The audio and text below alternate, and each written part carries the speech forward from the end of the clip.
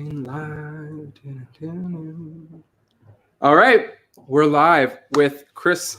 Thank you so much for joining us today on the Culturing Podcast. I mean, Trainual is just, I'm blown away every time I go to your website, and you're always growing, you're always moving and shaking. And when I heard about what your company did through, whether it was a Facebook ad or just doing some research, I was just blown away by, and it was, again, that first thought I had was, whoa, this is exactly what companies need as a tool for their culture, right? And do you talk culture all the time with your customers? I'm sure that's not always what you're talking about, but without question, I know that you're benefiting people's cultures on their behalf. Like, you're giving them this tool that allows them to train, have knowledge transfer given to their employees, and scale really fast. Now, we know that when companies scale really fast, culture is what also leads them there, right? If you don't have a solid culture, you will not win in the marketplace. And so can we just talk and start by diving in on how has Trainual become a tool that people use for what it's purposed to do,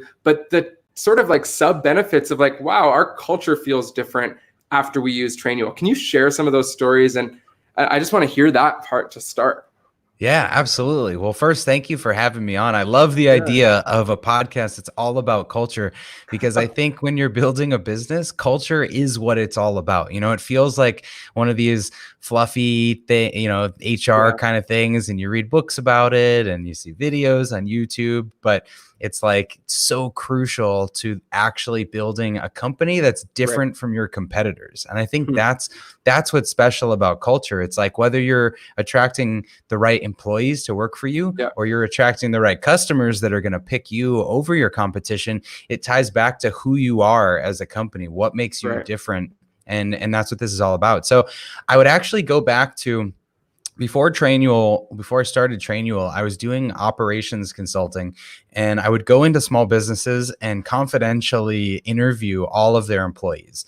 It was the most amazing experience because over 5 years, access to these people, like how did a CEO of a company like just throw over the keys to the kingdom and say, yeah, Chris, go ahead, ask all these really hard questions of my team?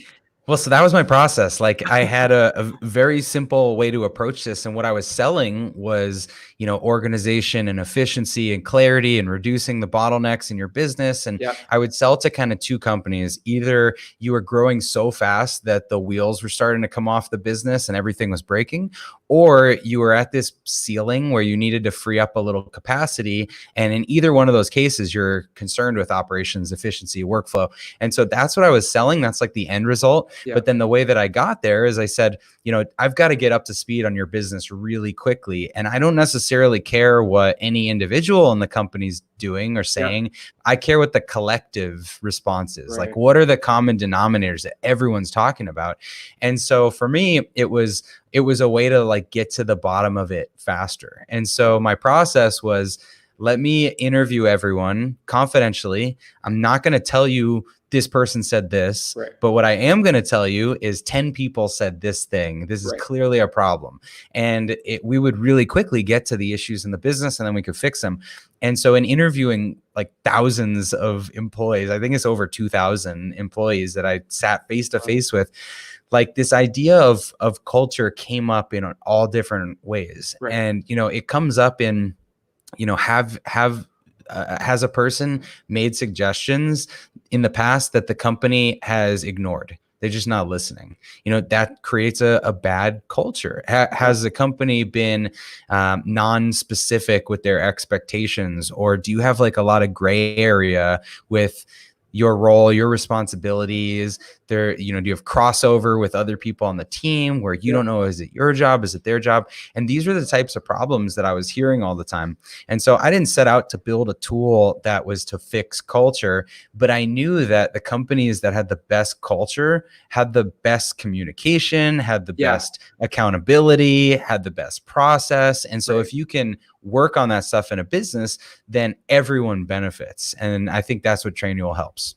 Yeah. And so like the question that comes to mind is, how do people, like, I love what you were doing, which was that kind of operational deep dive, get into the nitty gritty. And it makes me think of just how many times in my own work I've also done some consulting in a similar way, more on the culture side, but kind of came at it the same way.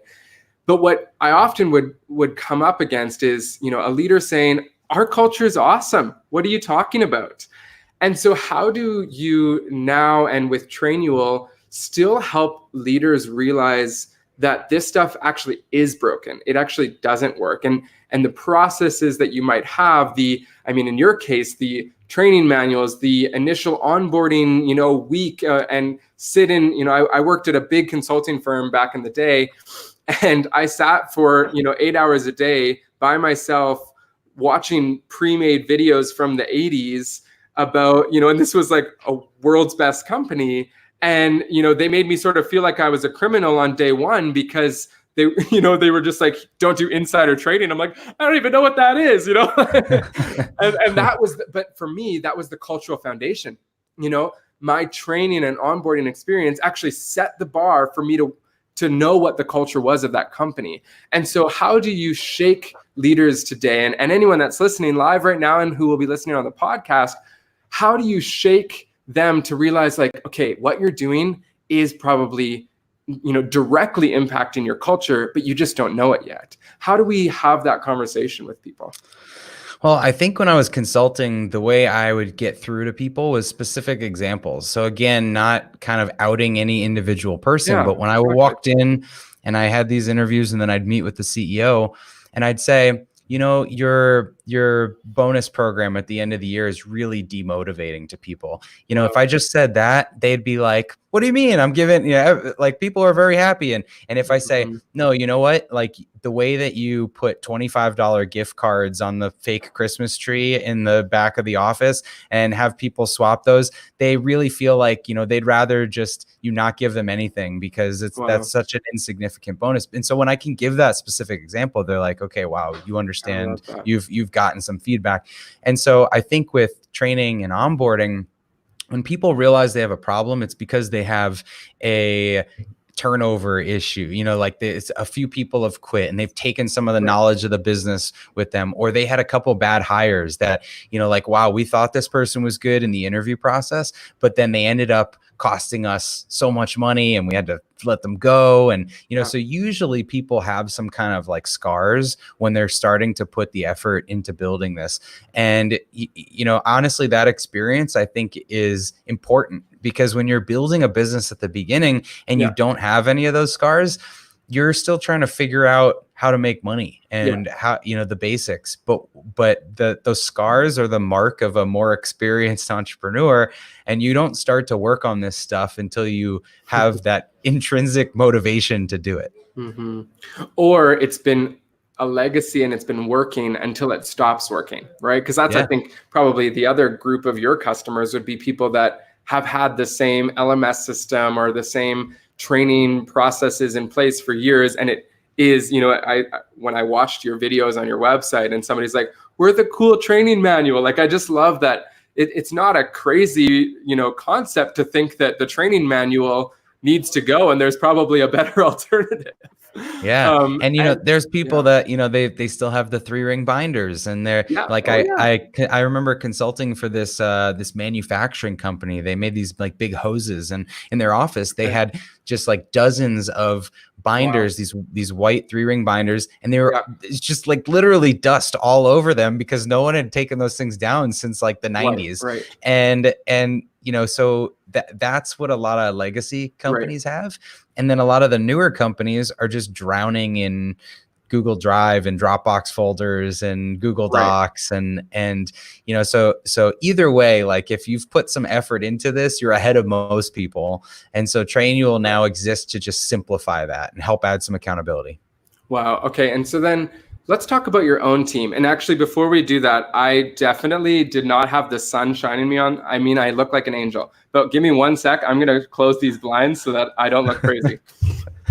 No problem. I have, I think, like there it is.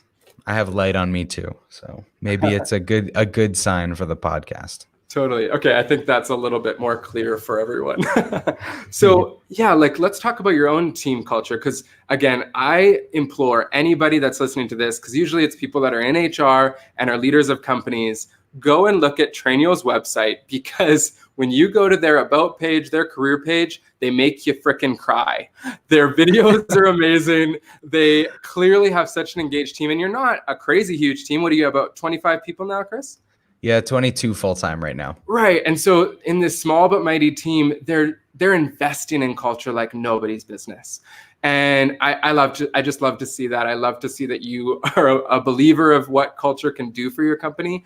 So let's talk about, like, how did you start that journey yourself? I mean, obviously you knew, you had learned, seen a bunch of people do it wrong and do it right. So you probably had a lot of best practices in your own head as you were going into it. But like, Yeah. how do you, have you made any mistakes in your building culture journey, and how did you get to where you are now? I think there's been evolutions, and I Mm-hmm. was running this morning and kind of brainstorming an article around this idea that you create policies or you create processes that Yeah. have a life cycle to them. And when you create something, it's either that you're passively creating it based on some experience that you had, or you're proactively, predictively creating it based on anticipating some growth or some challenge. But your policies are never totally in line with where your business is at today. And so Yeah. I think you've constantly got to revisit these things and be willing to make changes. So, an example of this, when we launched the company a few years ago, it was one of our core values is no red tape.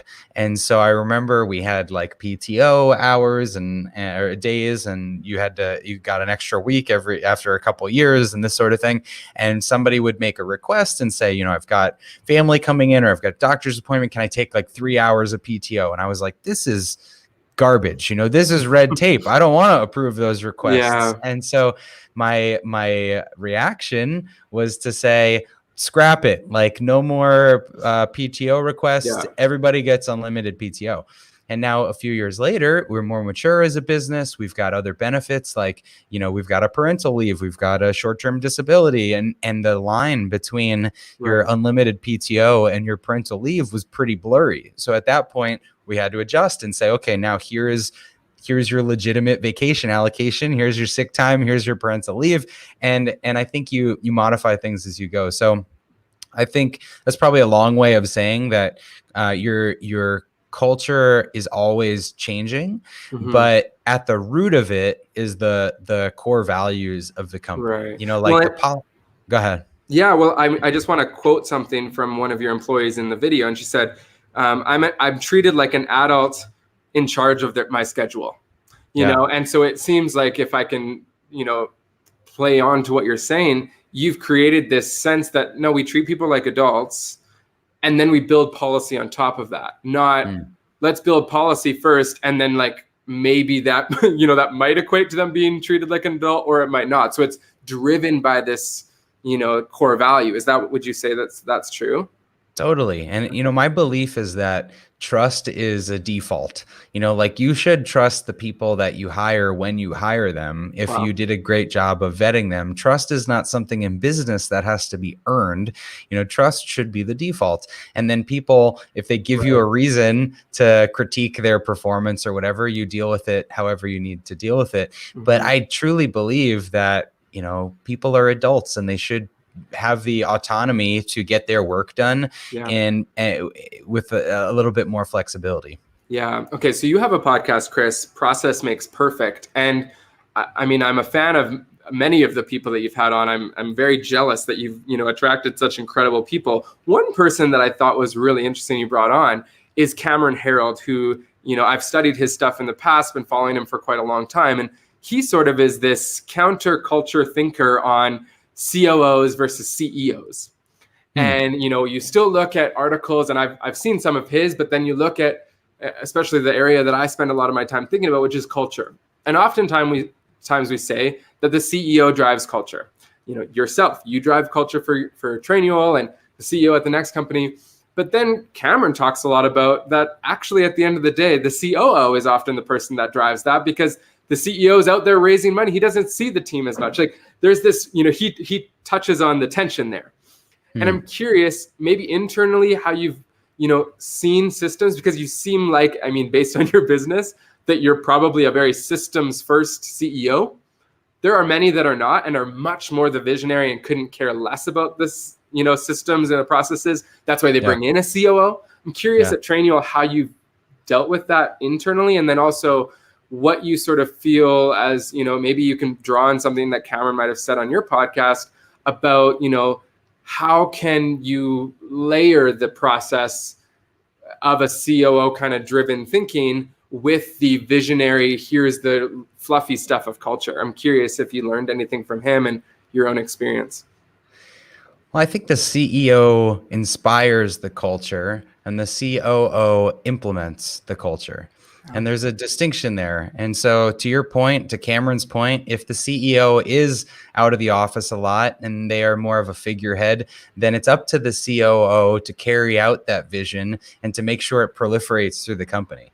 And so there's a lot of ways to do that. And not everybody has a COO. So sometimes that COO responsibility is dispersed across a leadership team in a smaller company, or sometimes it's a shared responsibility. So, for us, I'm more of an operating CEO. I love being here. I love, I was an operations consultant, so I might be cut from a different cloth than some CEOs, but I think the genesis of our core values and how we want this company to feel and what makes us unique, that came from a lot of my consulting, a lot of my blog posts, a lot of the articles I was writing, and then it's been proliferated by the people that I selected early on to join the company, because you pick people that strongly identify with your core values and can represent those core values and that culture. And when you've got a great team of people that represent the culture,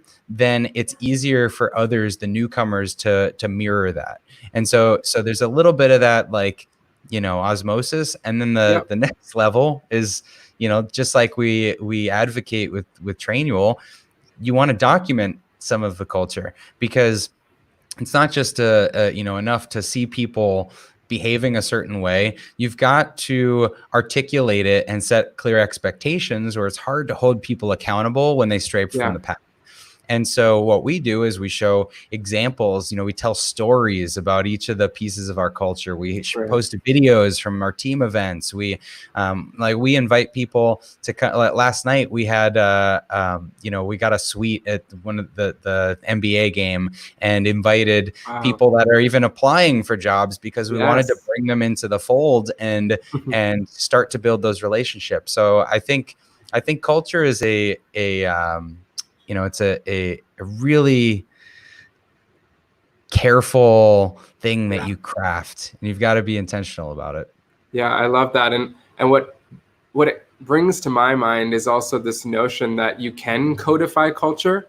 Some people do sort of keep it at the place of, it's the words on the wall. And I've talked about this so many times on this podcast, but you're bringing it up again, right? That probably as part of your onboarding, you should have something that says, here's what we believe is our culture. Here's, the best cultural definition I have is, here's how things work around here, right? And here's how things don't work around here as well. And so, I'm curious as well. There's something that comes up a lot. And my background's in kinesiology. I'm a kinesiologist and personal health kind of guy before I came into my field. And I can tell that, from your own personal life, you're a very fit person. You're saying you're out for a run. I've seen on your team page that it seems like a lot of your team motivation is around health and wellness. I'm curious, some people would sort of say that your company, and again, I'm totally playing devil's advocate, but just to make the point, some people might say, oh, your company is not that diverse and inclusive, because what if somebody doesn't, prioritize their health and wellness? Could they still work there? And I'm curious, how have you dealt with that? What if you have a really solid candidate, but they don't like going hiking? How do you manage that as a team?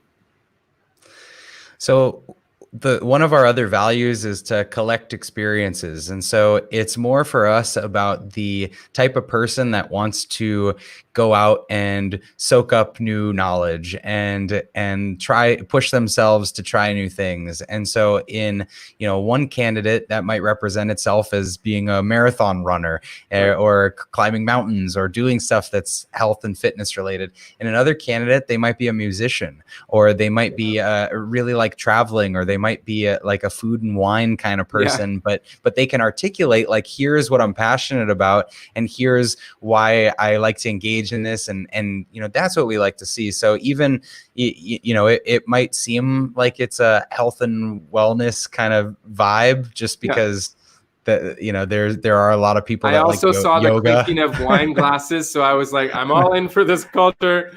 It's a perfect triangulation of So I don't think you can be as narrow as to say we only hire triathletes, like but if you can take a broader approach that is a layer beneath that health and wellness, like what is it really about? Is it about self-development? Like then that's something that you can a lot more people can attach to. Yeah, and I'm curious then, like I think what I always set out to do on this podcast is give people really practical tools. I mean, one of them is, I'm going to just say everybody that's listening to this should probably go and, purchase, the tool of Trainual and get it going for their team.